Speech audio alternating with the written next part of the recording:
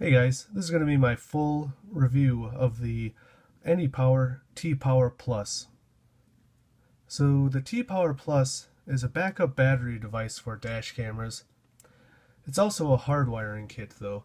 It's similar in design as the Power Magic Pro or similar devices in the fact that it plugs into a permanent power supply and then also a power supply that's only on while your car is on. And it hooks up to your fuse box just like all those other devices. The main difference between this one though is it has a built-in battery, so if your car battery hits the threshold like 12 volts and it cuts off power to your car battery, it switches power to the built-in battery, and that way you can keep your cameras powered even longer. The time that it'll keep your cameras powered definitely varies, but you can definitely expect 10 to 12 or even more hours. I think they advertise something like 72 hours, but that's likely with just single low power cameras. I use two Blackview cameras and both of those are 2-channel systems, so I'm using 4 cameras total technically, and I get about 10 to 12 hours. But I'm going to quickly show the features of the actual device, how it works, and also some of the issues that I've came across. So you get quite a few cables with this device. The first one I'll show you is what actually will allow you to plug in your dash camera.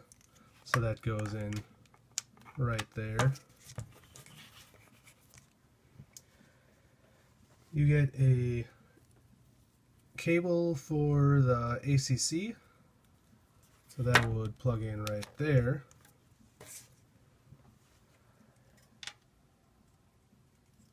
And then you also get the main power cord, which will plug into the permanent power supply and also the ground. So that would plug into there. So as you can see, there's going to be quite a lot of plugins, and it is a little annoying having to try to manage all these cables, especially when I have 2 of these in my car. So I'm going to quickly show how you can easily connect these to your fuse box. So to hook this up to your fuse box, you're going to have the ACC cable, the battery cable, and ground. I do like how big this is because the Power Magic Pro has a really dinky one, and when I was tightening it, it would actually bend it, so I like that this will actually fit around something. And you'll need some of these. You'll need at least 2 of them because each cable has to hook up to one. I am going to be hooking up 2 of them, but I'm just going to be hooking them up in parallel. So basically, you do just insert the cables you want into the blue end, and then you use something like this to clamp it down. So once you get it in there and clamp it down, should be tight, and then you'll have 2 spots for a fuse. So I just used a 3 amp fuse, and this is where the one you take out will go, and this will replace that. So I did have a few issues with these devices. At first I was having trouble charging one of them, and I'm not sure if it was just the plug-in, something was loose or something, but it seemed to not charge no matter what I tried. And then it started working, and they were all 3 of them were charging. But then again, last week, one of them wouldn't charge again. I just let it sit on my nightstand for a while, and I started using a wall charger because I needed to get a full charge when they were dead, and it didn't charge for a few days. It just refused to charge. I tried charging the other ones, those worked fine. I tried using different cables, it just refused to charge. Now it charges again, so I don't know what the issue is. I'm convinced that maybe the onboard computer doesn't know when it's supposed to be taking power, because now it doesn't have the charging issue, but now it won't output power. The output LED works, but no matter what I try, is not outputting power. So I'll show that to you guys, and you can make what you will out of it. So I want to quick show how this battery, even though the battery is dead, almost dead, this is an easy demonstration, but that is on. You can see it powers the light on, so it is outputting power. This one has a full charge. Plug it in. There's no power coming out at all. It claims that it's outputting power, but clearly that LED doesn't mean anything because it's not outputting power. I've tried hooking this up to several different cameras and no power comes out of it. It's been like this for a couple days now, so it's a full charge and it's just not draining at all. Again, when I plug that in, you can see the light in it.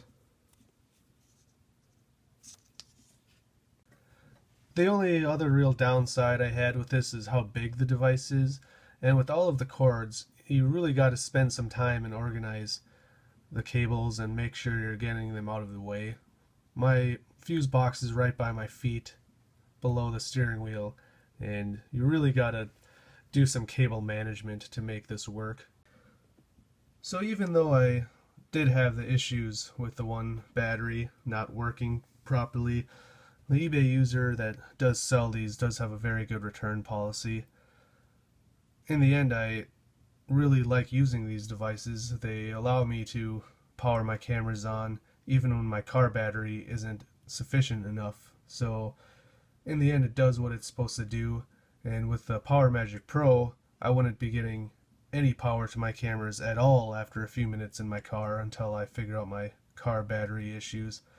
So overall, I do like these devices. I did actually get about 14 hours of usage out of one of these yesterday.